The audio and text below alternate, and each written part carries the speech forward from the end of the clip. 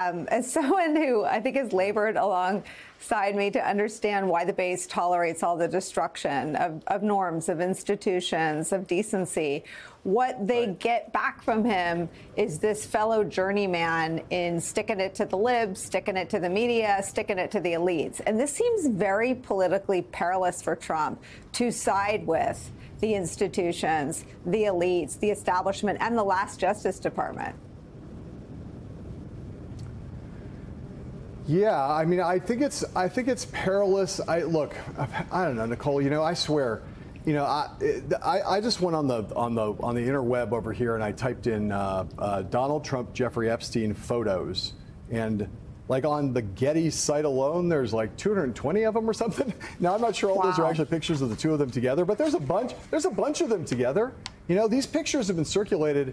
You know, the Jeffrey Epstein Donald Trump connections are, and again, I want to be clear, I said before, there have been noted business people, Democrats and Republicans, who have all spent seedy, unseemly, and disturbing amounts of time with Jeffrey Epstein during his heyday. But Donald Trump, for 20 years, went back and forth between New York and Mar-a-Lago with Jeffrey Epstein. They shared private planes together all the time. They hung around together all the time. They eventually had a falling out over a real estate deal in Florida.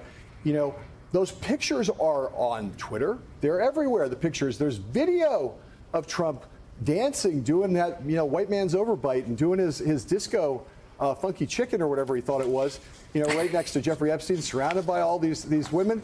And so it's not like there's not evidence out there to see.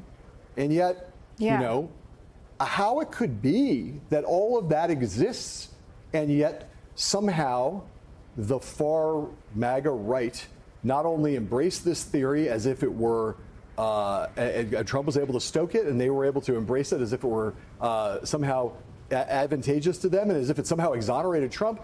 And all of these people that we just were talking about have been elevated to these jobs, senior jobs in the Justice Department and so on. So I guess I'm just trying to say, I don't understand. I think I understand what Jeffrey Epstein was all about. I do not understand how the politics of all this has played out at all. And I have spent a lot of time thinking about it over the course of the last 9 years. And it boggles my mind that anybody has been out there thinking, hey, let's let you know, other than potentially some truly civic-minded people who would like to know if there are victims that haven't been accounted for yet in the Epstein crimes. Other than that, among the partisans, how any of them think that there's a clear wedge to be here where there's political advantage here, it just eludes me.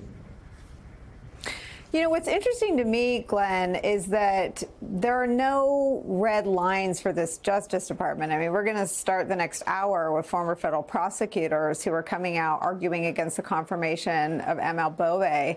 And a lot of what we know about ML Bove, I feel like we go round and round on this too, comes from Federalist Society attorneys, lifelong conservatives, who saw the department being corrupted before their eyes and the demand that they dismiss the Eric Adams case. I mean, this is what has been promised, and this is what has been operationalized, a political Department of Justice. I wonder how they are going to narrate around, even in their sort of propaganda-ridden information ecosystems, people that up to this point have tolerated just about anything and everything in service of Donald Trump. Well, you know, I was just talking to somebody about this today, and that the Epstein thing was getting in the way of them doing the other stuff that they want to do. The reason why the Epstein case is getting closed is because it's an encumbrance at this point in time.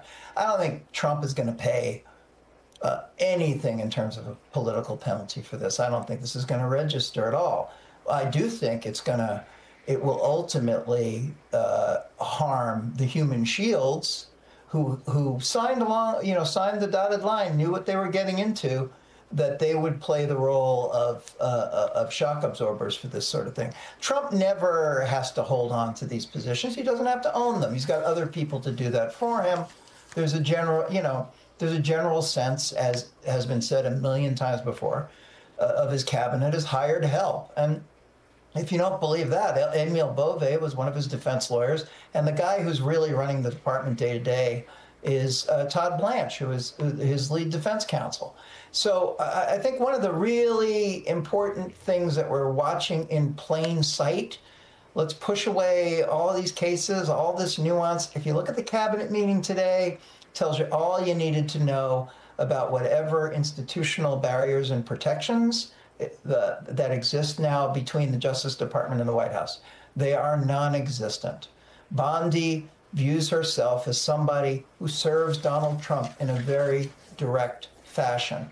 And really what occurred today at the cabinet meeting in which Trump dismissed the Epstein case as a distraction was very important political theater for Bondi. She needed Donald Trump to at least tacitly say that he still supported her. It's been a very rough 48 hours for her. Kash Patel and Dan Bongino are pretty sophisticated operators in the social media space and have done a pretty good job of protecting themselves from the fallout. Bondi, less so. So she, I think, really needed that meeting today to at least project the image of somebody who still had Trump support. Michael Steele, I accept that analysis that this isn't a political problem for Trump, I guess, in the middle of America. I don't know that I accept that it isn't a political problem for Trump if Elon Musk is going to put his money where his mouth is and at least mess around with an America party. I mean, I think that if you look at how incompetent autocracies crumble, we'll have Anna Applebaum in a minute. She can fact check me if I have this wrong, but it's the same way democracies fail. They splinter. Hapless autocracies sometimes stumble if they splinter.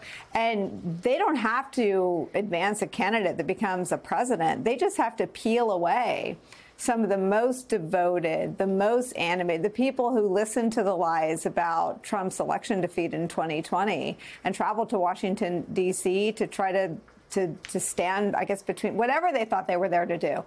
To quote Hang Mike Pence, to quote them. I mean, I think taking some of the heat away from his movement is of political detriment to Donald Trump. Yeah, I think that's right. The America Party is an interesting beast because A, we don't know what shape the beast is. We don't know how big it is, how sharp its teeth are.